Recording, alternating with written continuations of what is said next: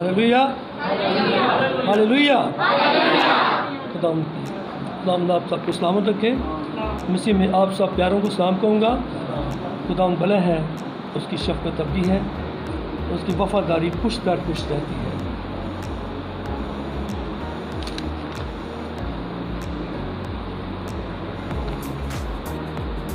जैसा कि सीरीज़ चल रही थी दुआ के तरफ से, मैंने आपकी खिदमत में अर्ज़ किया था कि ये काफ़ी लंबा है, ये ना जाने के लिए चलता रहे, तो बड़ी गौर के साथ, बड़ी तवज्जो के साथ सुनने की कोशिश किया करें।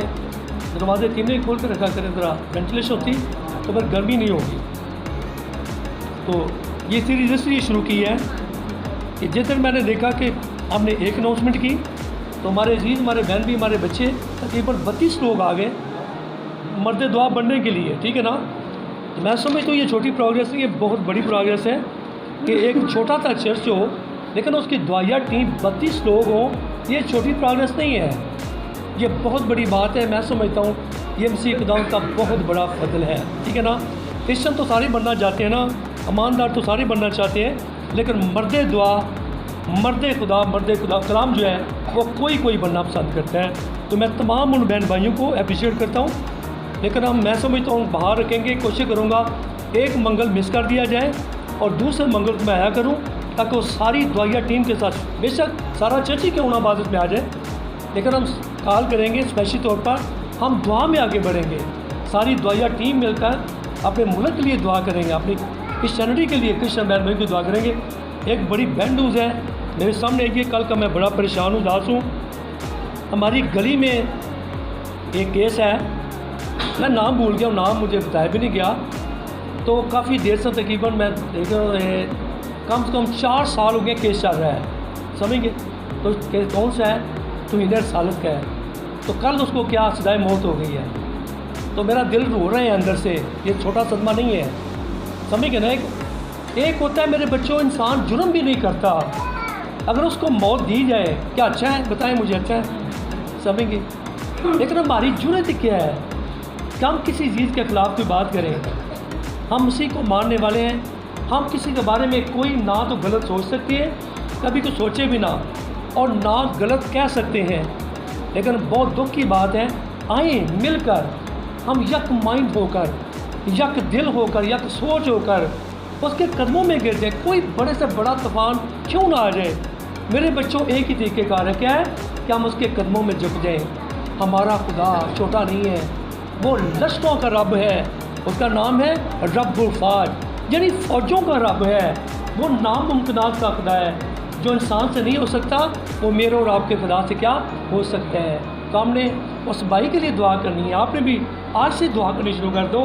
मैं नाम आपको भेज दूँगा कि हम दुआ करेंगे, खुदावंद हमारे भाई को मौत ना दी जाए, मौत जो है ज़िंदगी में बदल दे, समझिए। तो हमारा खुदा ऐसा खुदा है जो मौत को ज़िंदगी में बदलने में भारी कुदरत रखता है। हालेलुया, दम की। तो कहने का मतलब है मुल्क की सतह के ऊपर जो कुछ भी कभी प्रॉब्लम क्रिएट हो, तो जब दुआया टीम उसके कदमों में झुक जाएगी तो मुश्किल हल हो सकती है। आमीन।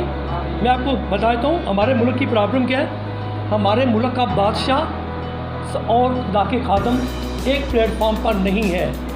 तबाही बर्बादी इसलिए है कि हमारे मुल्क का बादशाह और हमारे मुल्क के खादम एक प्लेटफॉर्म पर नहीं है। और टेस्टामेंट सारा सर्वे कर लें, हिदायत से मुलाकिता सर्वे कर लें। बादशाह और काहिन, बादशाह नबी, समझेंगे यक माइंड यक दिल होकर काम करते हैं। समझेंगे बादशाह को कोई प्रॉब्लम है तो किसके पास जाता है, नबी के पास जाता है। समझिए मिसाल भी दूंगा, जब नुमान कोड़ी आया शाह इसराइल के पास, तो भेजा कैसे, शाह आराम ने लेटर लिख दिया। क्या लेटर लिखा, मेरा जनरल तेरे पास आ रहा है और तू उसे शफा दे। समझिए अब शाह इसराइल जो है, अब वो खातम होता तो शफा देता, समझेंगे शफा की नेमत उसके पास होती तो शफा देता। वो बड़ा दास हो गया, परेशान हो गया, उसने अपने कपड़े ही फाड़ दिए। पता लगा अलीशा को, जो वक्त का नबी था, अलीशा ने क्या कहा, शाह इसराइल को मैसेज सेंड किया, तूने अपने कपड़े क्यों फाड़े हैं, इसको मेरे पास भेज दे। कहता है नमान को मेरे पास भेज दे, इनू पता लग जाएगा, इनू भी तेराम दे बादशाह भी पता लग जाएगा कि इतने कोई पावरफुल नबी जिंदा है। आमीन। तो कहने का मतलब बर्बादियाँ उस वक्त होती हैं जब नबी समझिए तो बादशाह, जब खादम बादशाह, उसके वो आपस में रिलेटेड ना हो। प्रॉब्लम जहाँ पर है। सो कहने का मतलब है तो भी जैसे भी हालात हैं, समझिए हमने अपने मुल्क की वाम के लिए, अपने मुल्क के लिए सलामती की दुआ करनी है, समझिए सेफ्टी प्रोटेक्शन की दुआ करनी है। इसलिए हर ऑर्गेनाइजेशन, हर चर्च की दुआया टीम बहुत ज़रूरी है। आमीन।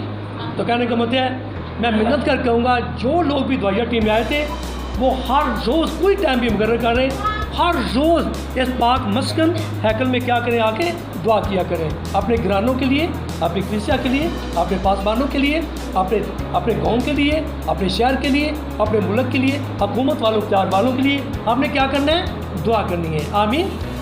चलते हैं अपने मैसेज की तरफ। कौन कौन मेरे बच्चे बाइबल लेके आए हैं? शाबाश शाबाश। जो भी पढ़े लिखे लोग हैं वो बाइबल हर सूरत पर लेके आया करें, ये ज़रूरी है। निकालेंगे मेरे साथ यशवा किताब चैप्टर नंबर 7वां, यशवा किताब चैप्टर नंबर 7वां। ये पूरा चैप्टर पढ़ूँगा ताकि आपके पास काफ़ी नॉलेज हो, आपको नॉलेज मिले, इल्म मिले, फ़हम मिले।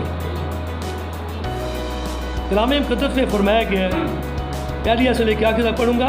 यशवा की किताब चैप्टर नंबर 7वां, पहली आयत से लेके आखिर तक पढ़ूँगा। बड़ी गौर के साथ मेरे इसको सुनिएगा।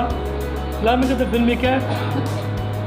लेकिन बनी इसराइल ने मखसूस की हुई चीज़ में खयानत की, क्योंकि अकन बिन करमी बिन जब्दी बिन ज़ारा ने, जो यहूदा के कबीला का था, उन मखसूस की हुई चीज़ों में से कुछ ले लिया। सो खुदावन का कहर बनी इसराइल पर भड़का और यशवा ने यरू से ई को, जो बैतल की मशरिक़ की समत में बैतून के करीब वाक़ है, कुछ लोग ये कहकर भेजे, जाकर मुल्क का हाल दरियाफ़्त करो।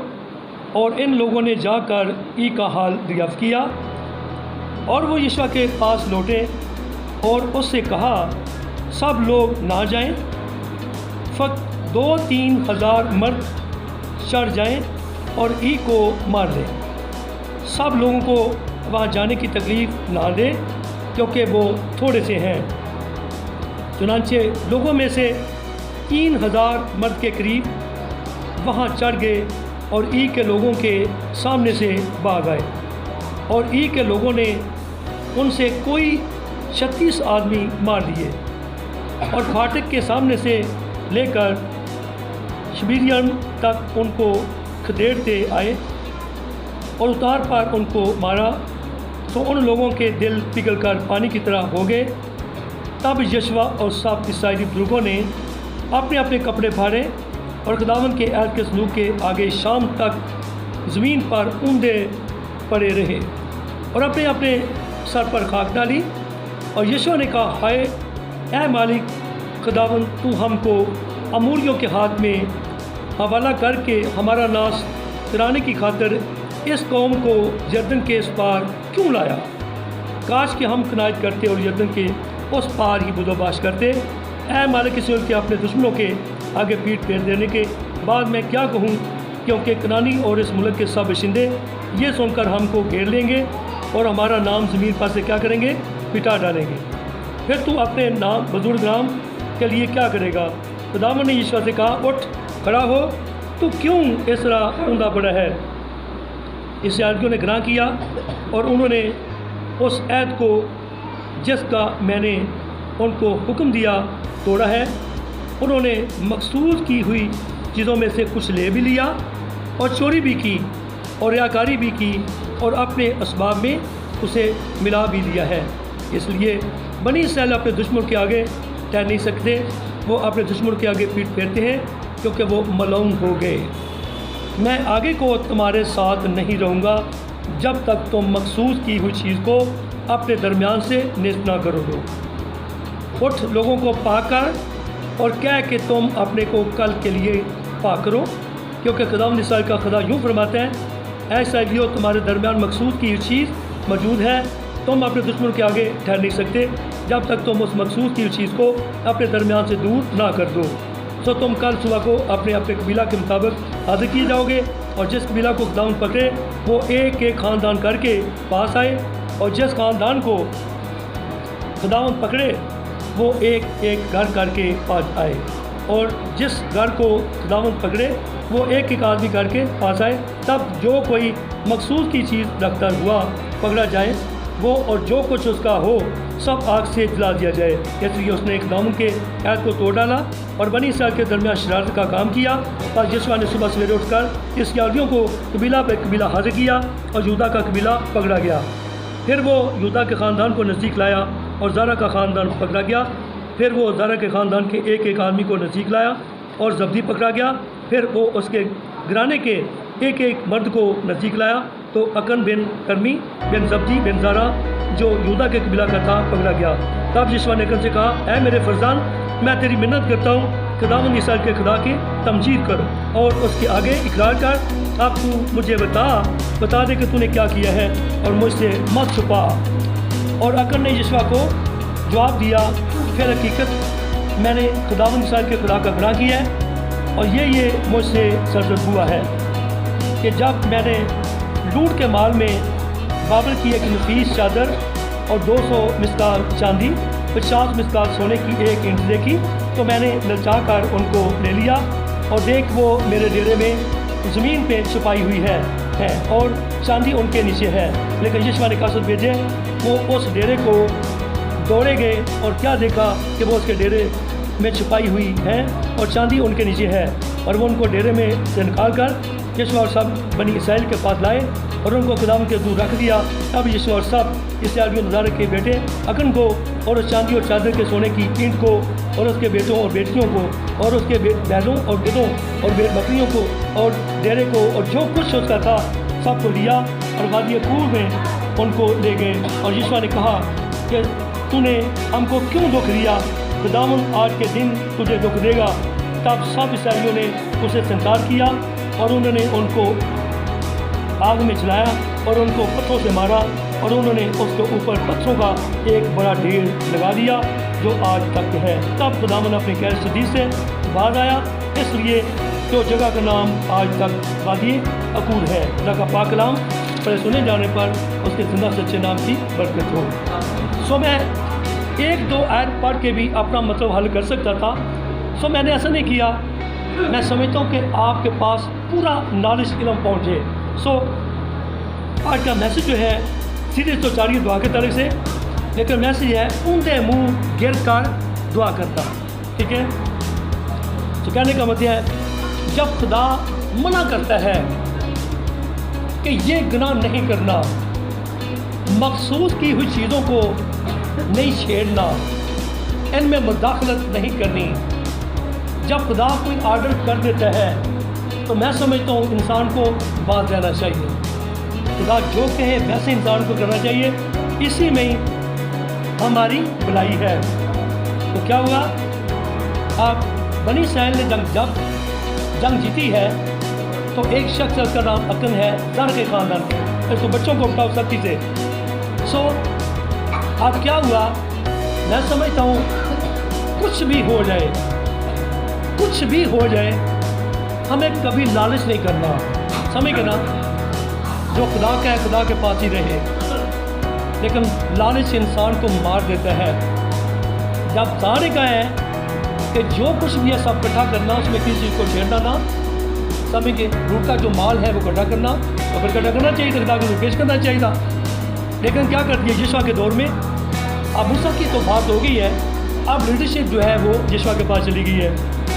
सो क्या अब ये क्या कहता है, यहोशुआ कहता है कि तुम ई को फतह करना है हमने, तो तुम जाओ पहले सर्वे करके आओ, फिर मुझे सारी रिपोर्टिंग दो, तो फिर हम क्या करेंगे, फतह करेंगे। अब जब इसके कुछ आदमी गए हैं, इन्होंने ज़्यादा सर्वे की है, तो कहते हैं ऐ हमारे मालिक, वो छोटा सा शहर है तो हम इतनी फ़ौज क्यों भेजें, समझेंगे हम 2-3 हज़ार फ़ौज भेज देते हैं, समझेंगे तो ही को मार रहेंगे, फतह कर लेंगे। यहोशुआ ने गाइड्स के, लेकिन जब ऐसे अपनी मिलिट्री को भेजा, 2-3 हज़ार आदमियों को भेजा है, तो क्या मुकाबला हुआ है और इसराइली भागे हैं। समझेंगे क्यों भागे हैं कि खुदा साथ नहीं रहा। गौर से सुनिए। सो कहने का मतलब है। और अगला नुकसान, कितने आदमी मर गए, अभी हमने पढ़ा, किसने याद रखा है इस कलाम को? मेरा पढ़ने का मतलब था कितने आदमी मर गए हैं, इसराइली कितने आदमी मर गए हैं, कितने 36 आदमी। गौर से सुना कर ना, कितने मर गए हैं? 36 आदमी। कोई आदमी एक भी फौजी मर जाए एक थोड़ा नुकसान होता है, समझ गए? तो 36 मर गए ने, 36 सूरमा, 36 जंगी मर्द इसराइली मारे गए हैं। तो जब यशवा ने ये देखा है, ये तो भारी नुकसान हो गया है, तो बड़ा परेशान हो गया। सो पहली बात हम ये सीखेंगे कि लाइफ में बड़ी गौर से, किसी ने इधर उधर नहीं देख, चंद मिनट की बात है, किसी ने इधर उधर नहीं देखना। जिंदगी में और मसीह में चलते चलते आखिरी दम तक कोशिश करनी है एक भी फाल्ट अंदर ना पाया जाए, एक भी गुनाह, एक भी बदी अंदर ना पाई जाए।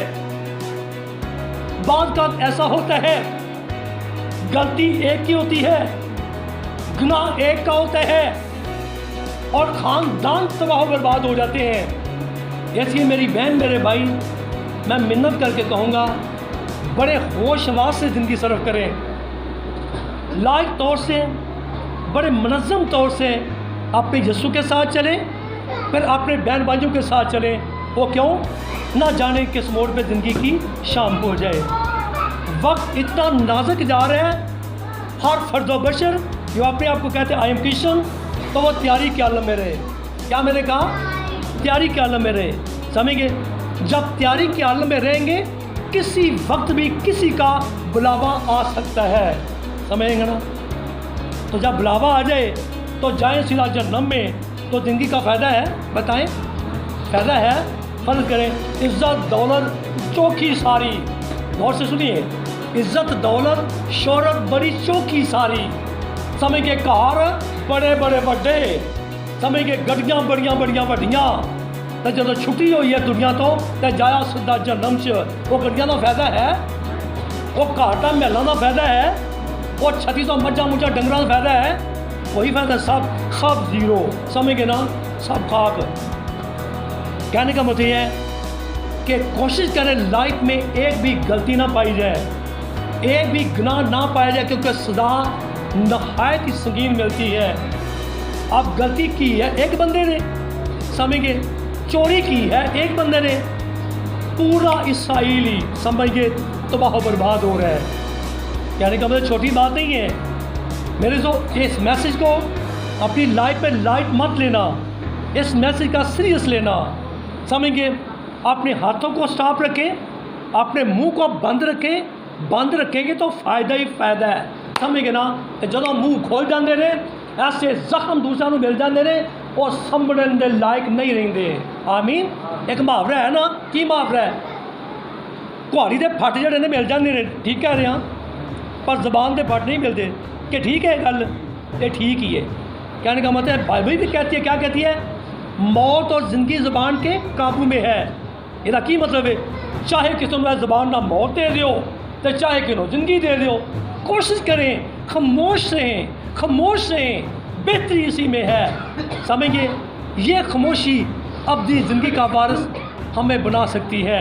समझिए, खामोश रहेंगे सब कुछ अच्छा रहेगा, क्योंकि जब आपको पता नहीं कि बाकी क्या, आगे भी मौत है, पीछे भी मौत है। समझिए, आगे बैरे कुलसम टाटे मार रहे हैं, पीछे फ्रौन के रहते हैं। तो समझिए, लोग बुड़बड़ाते थे, कोड़ते थे, तू सानू कितने लैके आ गए मुँह सानू, समझिए, बट्टे चुक ले, संसार करन लगे। समझिए, इत्थों तक गल पहुँच गई। आँदे तंबिसर दे विच कबरां नहीं साडे लई, तू जंगलां सानू लै मरन लई, असीं उत्थे कबरां नहीं दफना सकते सानू। समझिए, उत्थे ठीक सी, समझिए, हांडियां दे कोल बहिंदे सा, समझिए, तो की खाते फ्राई गोश्त खाते सा, तो खीरे शीरे वगैरह वगैरह लटर पटर सारा खाते हैं। तू कितने लै गए? तो कहने का मतलब है, तो मूसा ने क्या कहा? खुदा ने उसके दिल में कलाम डाला, उसकी ज़बान के अंदर कलाम रखा। क्या कहा? चुपचाप उसकी निजात को देखो। समझिए ना, खुदा क्या काट रहे हैं कि चुपचाप उसकी निजात को देखो। छुटकारा फिर मिलेगा, रहाई फिर मिलेगी, अपनी ज़बानों को बंद रखेंगे तो। आमीन। अगर ये ज़बान खुले उसकी हमद के लिए, अगर ये ज़बान खुले उसकी साइश के लिए, अगर ये ज़बान खुले उसकी तारीफ़ के लिए। आमीन। फिर वापस आएंगे। तो कहने का मतलब है, आप परेशानी है, क्यों कि लाइफ में गुनाह आ गया है। समझ गए ना ਜਦੋਂ ਇੱਕ ਭਰਾ ਕਰਦਾ ਹੈ ਤੇ ਪੁਲਿਸ ਸਮਝ ਗਏ ਛੋਟਾ ਕਰਦਾ ਹੈ ਤੇ ਵੱਡੇ ਭਰਾ ਨੂੰ ਫੜ ਕੇ ਕਿਉਂ ਲਾ ਜਾਂਦੀ ਹੈ।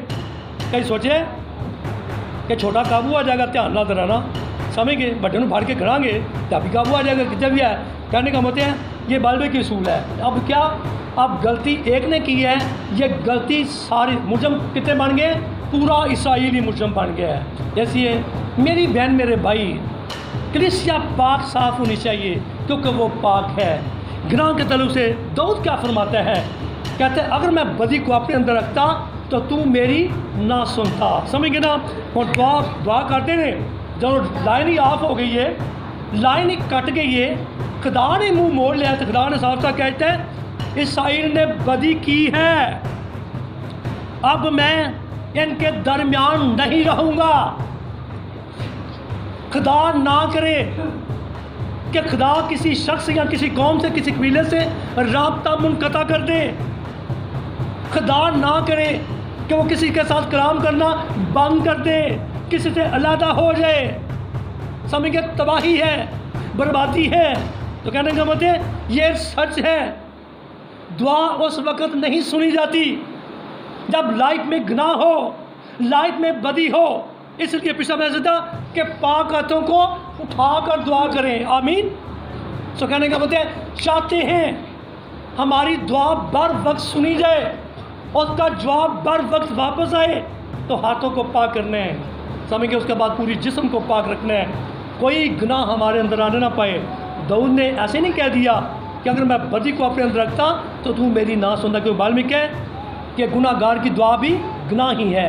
फिर ये भी लिखा कि हम जानते हैं कि खुदा गुनाहगारों की नहीं सुनता, लेकिन अगर कोई खुदा पर सो और उसकी मर्ज़ी पर चले तो उसकी क्या सुनता है। कहने का मतलब है अब मेरे तो गला एक ने किया है तो सब ये बर्बाद होने के इत्यादि मर गए, 36 आदमी मर गए। समझ के जब मर गए तो यीशु दुखी होकर क्या कहता है, खुदाबंदा ये ठीक नहीं था कि हम यरदन किस पार ही रहते, हम यरदन पार आ गए हैं। समझ गए, तो क्या अब गैर कौम हमें तबाह बर्बाद कर रही हैं। जब ये रिपोर्ट मज़ीद गैरों तक पहुँचेगी तो वो तो हम सबको मार देंगे, तो तेरा नाम यहाँ से मिट जाए, कौन लेगा तेरा नाम। समझेंगे, ये तेरी इंसल्ट है, तेरी तौहीन है। तो क्या यशवा और उसकी टीम समझेंगे, मर्द दुआ जितने लोग थे समझेंगे सूरज गुरूब होने तक उनके मुंह गिरे रहे। आमीन। तो कहने का मतलब है पहले नंबर पे तो लाइफ में गुनाह होने नहीं चाहिए, लेकिन मेरे से किसी मोड़ पे ऐसा हो जाता है, समझेंगे खुदा बोलना बंद कर दे तो उनके मुंह गिर जाएं। मत उठें, कुछ भी हो जाए मत उठें, अपनी दुआ का जवाब लें, इंतज़ार करें। समझेंगे ना, हमें इंतज़ार करना आता हो। कि अजकल दियाँ किहो दुआवां ने आए चर्च 2 मिनट की दुआ की थी, 2 गल्लां इधर मारियां तो 2 गल्लां इधर मारियां, आओ गई आ भैन ते हो गई भरा, पता ही नहीं किधरों आए तो किधर गए। ये दुआ है, ये दुआ है, दसो ये दुआ है। समझेंगे, खुदा का खातम और उसकी पूरी टीम उनके मुँह गिर रहे हैं जब तक जवाब नहीं आया। जवाब का इंतज़ार करें, सब्र से काम लें। समझेंगे, खुदा का अपना एक वक्त होता है कि जब वो दुआओं का जवाब देता है। आमीन। ऐसी मेरे तो बैल में क्या है, अगर तू बेदल ना होगा तो ऐन वक्त पर काटेगा। जब भी दुआ करें बेसब्रे मत हो जाएं। समझिए, मैं एक दफ़ा दुआ की, मेरा दोस्त था, हम बचपन से छोटे छोटे समझिए हम खेलते रहे, तो वो अब वो शादीशुदा हो गया तो उसको पता नहीं कहाँ गुम हो गया। जब मैं गांव में गया मुझे पता चला कि भाई साहब तुम्हारा दोस्त साहब भी जो है गुम हो गया। मैं घर शदाई तो हो गया, और 3 दो बच्चे ने वो कितना गुम हो गया कुछ चौके। समझिए, वो कुछ छोटी जी चाहे जो चीज़ उन्होंने फड़ के लगी है भाई। मैं हैरान ही हो गया, मैं मन्ना ना। उन्हें आख्या भाई साहब सीरियस है। मैं कहा अच्छा ये सीरियस है, तो फिर मैं भी सीरियस ही हाँ। मेरे बच्चों में लगन के साथ, जान शान के साथ, मैं क्या मर ना गया होगा तो मैं कुछ नहीं कर सकता। अगर जिंदा है तो ये सब भी आवे ही आवे वापस। मैंने जान शानी करना शुरू कर दी, मैंने सच्चे दिल से दुआ करनी शुरू कर दी। तो जवाब कितने बाद आया? 4 साल बाद जवाब आया। समझेंगे? अगर मैं बेदल हो जाता, बताएं ज़रा, क्या जवाब मिलता? किसी वक्त भी बेदल ना हो। कोई भी आपके पास टारगेट है, उसको आप अचीव करना चाह रहे हैं, कोई भी दरख्वास्त है वो पूरी करवाना चाह रहे हैं, तो क्या उनके मुँह गिर जाएँ? समझेंगे? जब तक जवाब ना आए, यीशु जवाब देने पर कादिर है। खुदावंद की तारीफ़ हो। सो कहने का मतलब है यीशु की पूरी टीम उनके मुँह शाम तक गिर रहे हैं। जब बात की है तो फिर खुदा आगे से बोला है, या यीशु तेरी कौम ने गुनाह किया है, बनी इसराइल ने गुनाह किया है, लिहाजा तेरे ख़ानदान इसराइल कबीलों में से किसी ख़ानदान ने, किसी शख्स ने गुनाह किया है, चोरी भी की है, मकारी भी की है, समझेंगे, लालच भी किया है। समझेंगे? तब इंक्वायरी कर। जब इंक्वायरी की गई, ज़रा का ख़ानदान निकला, समझेंगे, यूदा के कबीले का था, अकन उसका नाम था। तो जब पकड़ा गया, समझेंगे, खुदा से कोई बच सकता है? बताएं। कोई काम गलत करेंगे, कोई हरकत गलत करेंगे, कोई चोरी चकारी करेंगे, तो क्या खुदा से बच सकते हैं? बताएं। अब वो ना यानी भाग नहीं सकता। अब वो पकड़ा गया है। तो यीशु कहता है, मेरे बेटे तूने क्या किया, ऐसा क्यों किया? कहता है, मैंने जब सोने की ईंट को देखा, चांदी को देखा, अच्छी सी चादरों को देखा, तो मेरा जी ललचाया। समझेंगे? ये सारा मसला दिल का ये काम भैड़े ही ने। समझेंगे ना? इन्हों की किताब बाइबल क्या कहती है इसे? दिल को, दिल हिलाबाज, सब बोले दिल हिलाबाज और ला इलाज है। समझेंगे ना? तो कहना मतलब हुण मैं पूछांगे सवाल और जेड़ी शै ला इलाज होवे, समझे उसका इलाज ही कोई ना होवे, की किया जाता? फिर दसो जल्दी जल्दी। शाबाश। कोई भी पुरजा होवे, कोई शै भी होए, समझे ना, और उसका सारी पार्टी है ये पता नहीं किनिया कुछ शइयां ने, बड़िया ही शइयां ने। समझे ना? तो जेड़ी शै, कोई ट्रैक्टर होवे, गड्डी होवे, कोई शै भी पुरजा होवे, उसका इलाज ही कोई ना होवे, तो की करना चाहिए? दसो। और सादा जहा इलाज भी तो है ना यार, की करना इलाज? उस स्पेयर पार्ट को बदल दो, और दिल बदले जाते कि नहीं बदले जाते? बाइबल कह रही, मैं नहीं कह रहा। दिल हिलाबास और ला इलाज है। जो स्पेयर पार्ट काम ना करे उसको फिर क्या किया करते हैं? और लोग बदल नहीं दे रहे। समझना?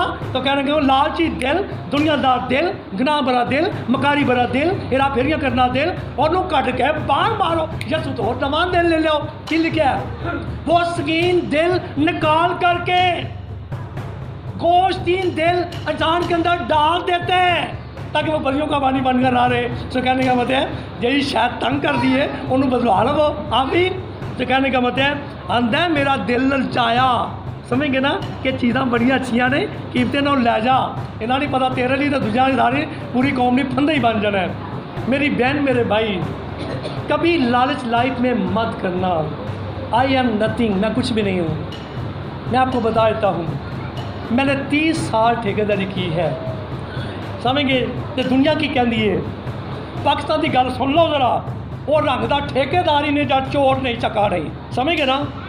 क्या गल ठीक कह रहे हैं? कि तुम्हें पता है कभी कि रंग का काम किया है? आंदे रहो रंग का ठेकेदार ही रंग, और रंग साध ही नहीं, जा चोर नहीं। मैं कहा अच्छा ठीक है। जिंदगी च इम्तिहान आ गया बड़ा ही बड़ा। टैक्सटाइल मिल का मालिक सी, उन्हें घर मैनू खड़िया, पहले ड्राइंग रूम में, समझिए, वो काम किया, रिपोर्ट्स किया, उसके बाद अपने बेडरूम में ले गया। मैंने कहा, कहता जी बेडरूम मेरा पेंट करो। मैंने कहा ओके, मैं है भी कल ही, आंदा बंदा नहीं नाल लाना, अगे काम बड़ा लखा करोड़ा लगा में, तू कल ही करना। मैं क्या ओके ठीक है। टेस्ट अब क्या हुआ, मैं पॉलिश कर रहा था, समझिए, अलमारी जान की खोल के टुर गया। हूँ घर च निगरानी में उसे कमरे से आया जाए। हूँ मैं अलमारी खोला, कापियाँ पईयां ने नोटां दियां, समझिए, पता नहीं की समान। मैं क्या खुदा बंदा, इम्तिहान बड़ा, मैनू तू ही बचाई। हूँ मैं जब पॉलिश कर रहा, समझिए मेरा हाथ नोटा लगता है, उत्तों गड्डी लिया लग्या भी, तीन वापस जान लगे। मैं क्या खुदा तू बचाई। समझिए, मैं क्या खुदा बटन तक ही दाने में दर्द पाया, जे बचने तो कमरे चो बाहर ना जाए। समझिए, कर कोई होर जाए तो पै जा, तू तो पहली बारी आया तो पै जानी है तेरे ते। समझ कर कोई नुकरानी जाए। मैं क्या खुदा बंदा ठीक है, भावें भुखा रवां, भावें तसा रवां, मैं निकलना नहीं। लो जी मालिक 3 घंटे के बाद आया, 3 घंटे के बाद। उसके आने से पहले मैंने उसका रूम फिनिश कर दिया, पॉलिश कर दी, कंप्लीट कर दी। तो कहने का मतलब ये टेस्ट है मेरे जीजों, किसी का सोना है तो वो किसी का है, वो मेरा नहीं है।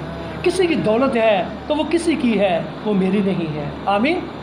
कोशिश की है मैंने, मैं जिस घर में भी गया हूँ वो तरसते ही रहे हैं कि हमारा ठेकेदार वही आके काम करेगा, हमने किसी से करवाना ही नहीं है।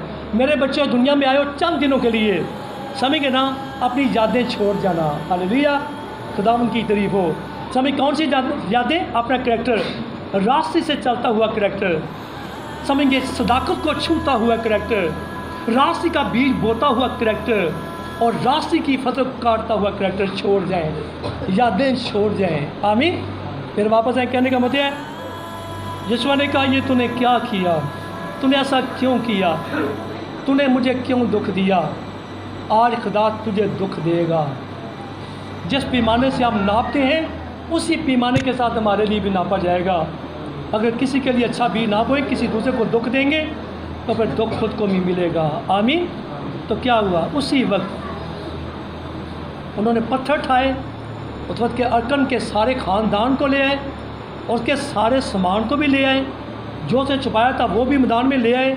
तो क्या, उस पर पथराव करना शुरू कर दिया, उसके ख़ानदान को मार दिया, जान से मार दिया, संसार कर दिया। आए मेरे सो, पहली बात क्या सीखेंगे, लाइफ में आपको कोई भी कीमती चीज़ नज़र आए उसको अपनी मत समझिएगा। किसी का है जो वो किसी का ही रहे। आमीन। खुदा से मांगें, वो फ्याजी दिल के साथ आपको दे सकते हैं। बाइबल उसको कहती है कि वो बादशाहों का बादशाह है और वो शहंशाहों का शहंशाह है। आमीन। सिर्फ कहने तक महदूद ना रहे, उसे दिल से माने भी कि वो वाकई शहंशाहों का शहंशाह है और बादशाहों का बादशाह है। बाइबल में क्या कहा, वो हमारी ज़रूरत से ज़्यादा, आप बोले, वो हमारी ज़रूरत से ज़्यादा देने पर कादिर है। बाइबल कह रही, मैं नहीं कह रहा। जैसे ये जब भी मांगे अपने प्यारे यीशु के से मांगे, वो कादिर मुझसे के देने पर कादिर है। सो कहने का मतलब है, पहली बात सीखेंगे कि लाइफ में कभी भी गुनाह ना आने देना, इसी में हमारी भलाई है। समझेंगे। अगली बात, अगर ना चाहते हुए भी अगर गुनाह हो ही गया सरजर, तो फिर ऊंधे मुँह गिर जाएँ उस वक़्त तक जब तक जवाब ना आए। तो क्या कहने का मतलब है, आज का मैसेज क्या है कि ऊंधे मुँह गिर के दुआ करना। आमीन। आखिरी सवाल, आखिरी बात, 1 मिनट। अगर यशवा उसकी पूरी टीम ऊंधे मुँह गिर के दुआ ना करते तो क्या पूरी जमायत 12 कबीलों का छुटकारा, खलासी, रहाई हो सकती थी या नहीं हो सकती थी? सब बोले। आपने कहा नहीं हो सकती। जवाब एग्जैक्टली दुरुस्त है। इसलिए मेरे को कहीं ऐसा ना हो कि आपका किया वो गुनाह सारी कलीसिया तबाह बर्बाद हो जाए, ऐसा ना करना। आज के बाद इसी वक्त से पूरी कोशिश करना, हिम्मत बांधना कि लाइफ में 1% भी गुनाह है।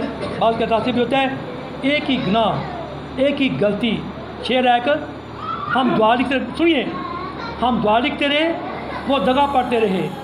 एक ही नुक्ता ने मैरम से क्या बना दिया, क्या बना दिया, मैरम से मुजरम बना दिया। असी मैरम